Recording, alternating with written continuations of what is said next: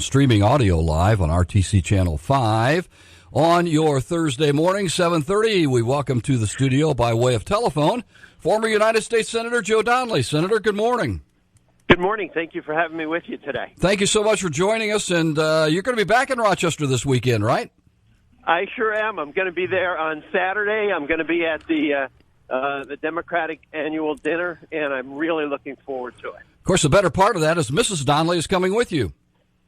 And they asked her to speak, not me. That didn't hurt your feelings. You know what that shows? That shows wisdom. Didn't hurt your feelings, did it? No, not at all. Well, you're going to get dinner out of the deal, so. I do, and the food is usually amazing. So I've never had a bad meal in Rochester, I promise you that. Excellent. Senator, let's start with what's happening. Let's start with the Mueller report yesterday. I got to ask you, what do you think? I think that everybody probably walked away thinking exactly what they thought beforehand. He is a public servant who, when he's told he can't discuss things, he doesn't discuss them, who is not in it for the flash and the fancy. And so what I think is that, people are going to make up their own minds, and if folks want to change, it's going to be in an election. It's not going to be in an impeachment. I just don't see any grounds for that right now. Do you know Mueller? Have you met him? I do not know him. He is a classic public servant in that he gets out of his car, he goes to his appointed place, talks to no one in the meantime, because that's how, as a U.S. attorney, you're basically supposed to be, or as an FBI director. And so the only people who know him, I think, are the people he works with. And the guy that chiseled him out of the granite, because the guy looks just like you couldn't break him if you had to. He's a combat veteran, right? He actually was a platoon leader in Vietnam. That's what I thought. In every way, shape, and form, an American hero who dedicated his life to our country. And still is. And still is. That's right, at 74. Senator, let's talk about, I know Barron's got an economic question he wants to run by you. Yeah, I wanted Absolutely. to, since you've got a lot of experience in this stuff, I wanted to ask you about a couple things that I've noticed. Indiana is consistently at the top of the rankings on business-friendly states. We have a fairly low tax rate. When we have a surplus, our first inclination is to pay off debt rather than run out and spend it. And yet, I hear from people in the business community that it's extremely difficult to get a business loan in Indiana. And I read statistics that say most of the venture capital in the country runs out to California. What is going on in the Midwest along those lines? Is that a problem across the country, first off? Is it hard to get a business loan, or is there something going on in Indiana? We can't fill the jobs that we have empty here, so there's something going on, and I'm wondering what you think that might be. And these are not all necessarily bad things, but we have an inherently conservative culture in terms of lending and similar things, which is good because our loss ratios are very, very low. But the flip side of that is in places like California, where venture capital might be available to take a shot at, for every Facebook, there's 3 or 4 that don't make it, if you know what I mean. Yeah. And so in Indiana, the challenge is for us to have the capital for these new companies. And the thing that concerns you is our young people looking and going, I'll chase my dream over there instead of here when we need them all back home. Yeah, well, one of the things that scared me when I was reading up on this, I think it was Forbes or Fortune, out of the 50 states in D.C., California is 49th in difficulty to pay off student loans. And that one really blew me away because I thought if there was any state it'd be hard to pay off your loans in, it'd be in California. No, and in student loans, what I've said for a long time is you ought to be able to have the same interest rate for a student loan as if you're buying a house. What we're doing when students come out is they've got this big loan requirement that they have, and instead of buying a house in Rochester or a house in Fulton, they're paying off a student loan. Instead of buying a car from the local dealer, they're paying off a student loan. And so it makes it tough on the entire economy. One of the people running for president, it might be Senator Elizabeth Warren, is saying, let's just pay them off. Can the government afford to do that? Well, apparently these days, from everything I'm seeing, we don't we worry can about afford those anything, things can't we? That's the old thing where you go, what a party. Oh, there's a bill attached? Oh, my gosh. Elon Musk is giving rides to outer space. Everybody line up. Well, it's funny you mentioned his name because I was reading an article about Tesla today where the losses there have widened. And his comment was, I know that the losses are bigger than they have been, but our sales are really good. And I thought everybody who's tried that model has had some difficulty with it before. Yes, they have. Yes, they have. Well, we just talking the economy. We just did another budget deal to keep the national debt flowing. What's your perspective on that? Can we just keep doing that forever? I think it's a disgrace. I work closely with some of the budget groups around Washington, and there's a woman, Maya McGinnis, who's the head of one of them, who said this may be the worst budget deal in history. And what I mean by that is, so Democrats were calling for more spending on some domestic programs. And they said we should do this by in changing some of the tax cuts that took place. Republicans are demanding that those programs all be eliminated that the Democrats were talking about. And so what we did was we neither changed the tax code nor eliminated programs. We just increased everything. And so here's the kicker, Tom and Barron, is that in about 4 or 5 years, the annual interest payment will be higher than the annual defense budget. That's what will choke our nation. And to put that further in perspective, we spend more on defense than what? The next 5, 6, 7 countries combined, right? That's exactly right. And our interest rates will be more than the defense budgets of the top 8 countries on Earth. Just the interest payment. So here's the crazy situation we put ourselves in. We are borrowing money from China to take that money to then use to pay the interest that we owe to China. and you look and you go, I don't know that this is the wisest policy to follow here. And I've talked to both Republicans and Democrats on this, and the thing is, it's very much like the old proverbial frog boiling, that you never know the water's getting hotter and hotter and hotter until at one point it just chokes you. And so we just roll along. And if you're a young person in our country, what this is equivalent to is your parents going out and throwing a monster party for about a month and a half and saying, by the way, just send the bill to my children, because that's who is stuck with this bill, and it's outrageous. And we're at $22 trillion now. Oh, and here's the thing. Within a decade, we'll be over 30, yeah? We'll be over 30, and we're at a point where, so the economy is strong. When we had the economic collapse in 08, 09, 010, deficits increased because we were trying to, what happened was revenue was so low because of the collapse of the economy. But now we have a very, very strong economy, very low unemployment, as you mentioned before, and we're running we're running over $1 trillion a year deficits when the economy is at max point. And so you say, if we hit a bump, batten down the hatches. And this is just common sense stuff. This is what, everybody does in their businesses in Fulton County, in Marshall County, in Kosciuszko County. I kept telling folks who would come to the office, look, I understand that you have great programs and great things that need to be done, but we can only do what we're willing to either raise the revenue for or have the money for. Otherwise, there's going to be children down the road who suffer. For instance, cancer treatments. To find the cures, you have to invest money in the National Institute for Health, in research. And we're so close to cures on so many of these things. But instead of spending money on that, we're spending it on just paying down interest. And I'd rather see people in our community be healthier and know that they'll be able to see their children next year. Senators, we're talking about all of this. How do the tariffs fit into it? That's that's been a big deal through the Trump administration. That is a situation that that almost defies explanation at this point. It really does. You know, I was on a trip to China because I was meeting with the defense minister a few years ago.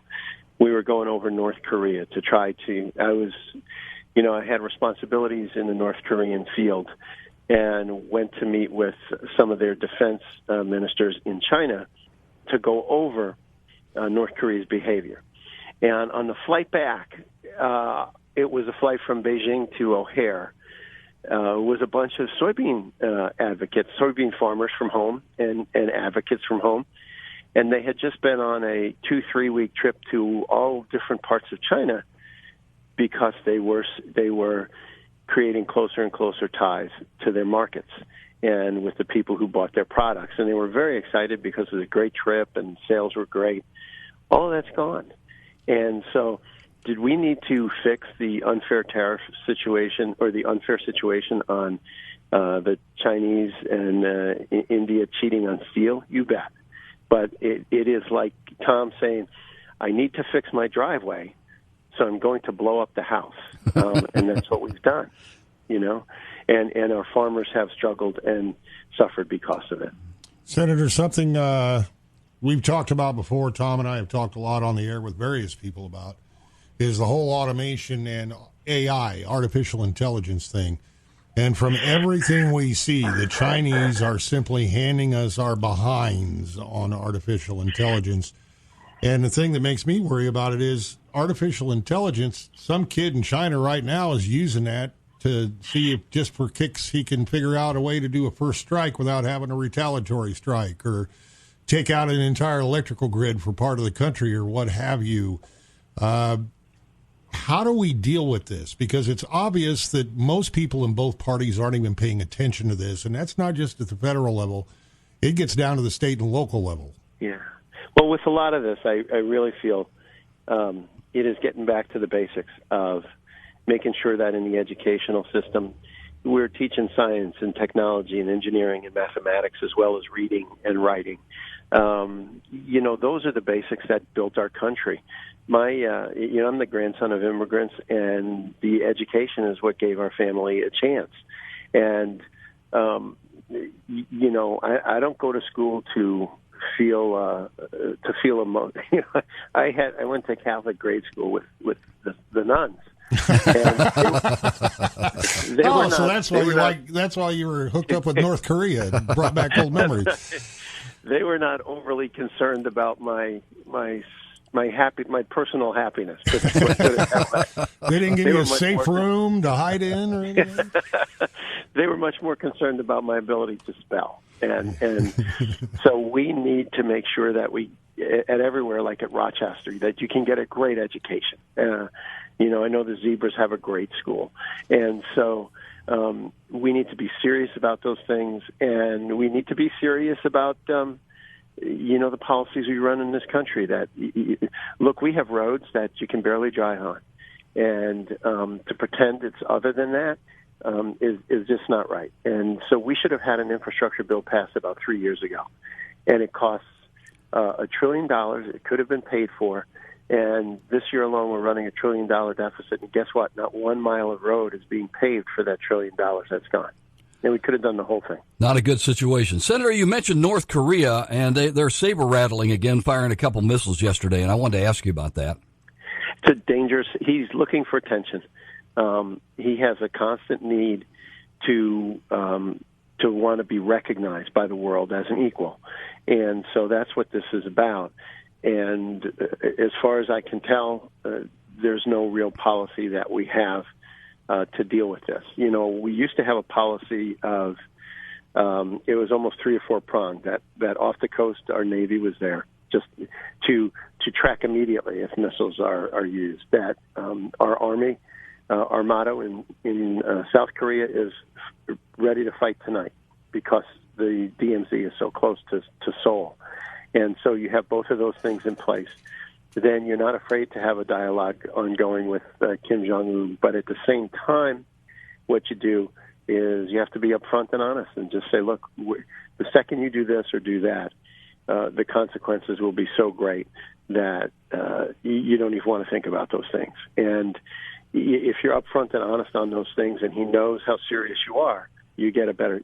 People act more responsibly on their side when they know you're serious and you mean business. Senator, one of the things about North Korea having nuclear weapons was that I never really heard you or anybody else pretend that we would go to war with China over that. And I feel like that's the biggest reason they were allowed to get them. They border on China, and our experience in the Korean War shows us that if you go to war against North Korea, you're going to end up fighting Chinese. Can the same thing be said about Iran, who is on Russia's southern border? Because I see a lot of saber rattling about Iran can't get a nuclear weapon. Really? Because if they do, are we going to go to war with them because they are on the southern border of Russia?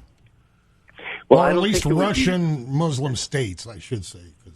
Right. I don't think the Russian equation would be the central part of that decision. Okay. The agreement that we had with Iran, what was called the JCPOA, the Joint Operating Agreement that had all of the countries included in it, prevented Iran for at least 10 to 15 years from any significant enrichment of uranium. And so everything they had in the country was removed. 97% of the enriched uranium was removed, so they had nothing to make a bomb with. So they went from a few months away to well over a year away if they actually started back up again. And part of that deal was they agreed to never, ever have a nuclear weapon. It's unfortunately, in my perspective, we left the deal, and so now they're beginning to enrich again, and that's the keystone to heading toward a weapon is having the enriched material, and so they're starting down that road. I think at some point, if they got close, we've made a commitment that they can never have a weapon. I think that you'd probably see some form of military action as they got closer. Senator, as we kind of wrap this up this morning, I'm curious, do you see, from your perspective, a lot of instability in the world right now? I do. And, what has always been, Tom, a linchpin of creating stability is the United States. When folks say, well, why don't we just mind our own business and stay at home and never deal with anybody? Having South Korea as an ally helps keep our nation safe here. Having allies throughout the world, like in Europe, helps keep our country safe. When I was in Ukraine, I had the privilege to be the senator for Fulton County in Indiana, I met with their government, and they said to me at the time, they said, the truth is that Russia would have invaded our nation already if not for the friendship that we have with you and for Russia knowing that you have our back. And so when there's instability in our relations with other countries around the world, for those countries who have bad intentions, they see opportunities. And that's where we are right now. Was it a mistake for the Ukraine to give up their nuclear weapons? Well, if you look back at it, clearly Russia would not be emboldened the way they are if Ukraine still had nuclear weapons. And now we have Boris Johnson. Who may have the worst haircut I've ever seen in my life. If nothing else, you got a feel for that guy's haircut. Senator, as always, we certainly appreciate Tom, your time. By the way, he was a radio guy, Tom. I just want you to know that. He was? Really? Yeah. I did not know that. He and Vice President Mike Pence. I'll just talk about Boris. But I actually saw, I'll say the last thing, I saw the Vice President yesterday. Yesterday, Senator Lugar was buried at Arlington. And you talk about an American hero. It Absolutely. was a beautiful service. A lot of Hoosiers were there. And they said, here's Senator Lugar's record. Class president, Rhodes Scholar, Navy intelligence officer, United States Senator, great dad, great grandfather, great husband. And you sit and you look and you go, there's a man who, you talk about setting an example for the rest of us. And as good as he was in all those things, he was even kinder and nicer to everybody around him. And a pretty successful farmer. An amazing farmer. He was one of the nation's leading black walnut experts. I often thought that he'd make a good president. He would have been a spectacular president. Spectacular. People want a lot of sizzle, and he was all meat, you know. Senator, again, as always, we certainly appreciate your time this morning. Thanks for the visit, and keep in touch. Have a good time Saturday night in Rochester. I can't wait to be there. Thanks. Thank you. Thanks, Senator. Bye-bye. Have a great one. Bye-bye. Again, former United States Senator Joe Donnelly, our guest, and we talk with him frequently, I guess, on WROI. Yeah. It's interesting to get his perspective now that he's out of office. He's a little more freewheeling in what he has to say. And he can hypothetical a little bit more. Exactly. And talk about things that he couldn't. There's things he'll never be able to talk about because he'd have to kill me. But I was sitting here thinking when he was talking about Senator Lugar, when Lugar ran for president, and I believe this was in 1988 or 92, one of those 2 years, he was going to get rid of the IRS, and he was going to have, and I forget. It was a flat tax code, was it right? A flat tax across the board? Yeah, that and basically the luxury tax. If you bought a yacht, right, you pay more tax. Pay more on that. Right. And I was thinking, if he'd have got elected and we would have done that, what would things be like by now? Good point. Half of this conversation wouldn't have taken place because most of it was about budgets and taxes. Right. And if you just had a flat tax and you didn't have the IRS, by now, whatever the results were would have settled out and we'd know. And I was just thinking, what would we be like right now? You can think that about anybody, I guess. Did I understand him and you correctly that we are paying $1 trillion in interest on our national debt now? Something like that. Within the decade, and I think he said 7 years, we will pay more in interest than what we do for our entire defense budget. Yes. And since we spend more than the next 5 or 6 countries combined, we literally will be paying more interest on our national debt than the most powerful nations on earth are paying for their defense. And that's kind of scary. It is kind of scary, but it just seems to go on and on. Yeah. And so that's one big reason why, the last time I talked to him alone, I think we had this part of the conversation. It's why I think it's kind of cute when baby boomers make fun of millennials as being irresponsible. Guess who's getting the bill for all this? For all this, that's right. We racked it up and we're giving it to them. But well, I can remember like some 20 years ago or so when Steve Booyer was congressman from our district. He came into the studio one time and he had charts and graphs and different things about how we were going to eliminate the national debt. Yeah. And he was all for it and all ready to go and thought he could probably get the votes in the House to go along with it.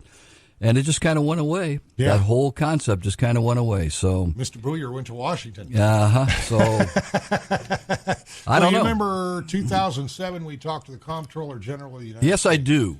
Yes, I do. That was very interesting. We have a tsunami of debt coming our way. Yes. He was saying that before this last tax cut and the Obama tax cut. Right. So that was 2 tax cuts ago, and it was several budgets ago. And like Joe said, we just passed this thing, and I mean, you didn't hear anything about it. I think this is a 2-year thing, isn't it? Yeah. For the next 2 years. Anytime that they pass a big old budget and you don't hear anything about it until it's done and there's no big argument, that's when you want it. That's when you want it. Interesting conversation with Senator Donnelly. We thank him again for that. Barron, thank you as well. No problem. It is now 7:54. Coming up at the top of the hour, we're going to have some ABC News for you. We'll take a look at that forecast. Right here at 92.1 WROI, you'll be able to hear this interview with Senator Donnelly probably this afternoon on our webpage.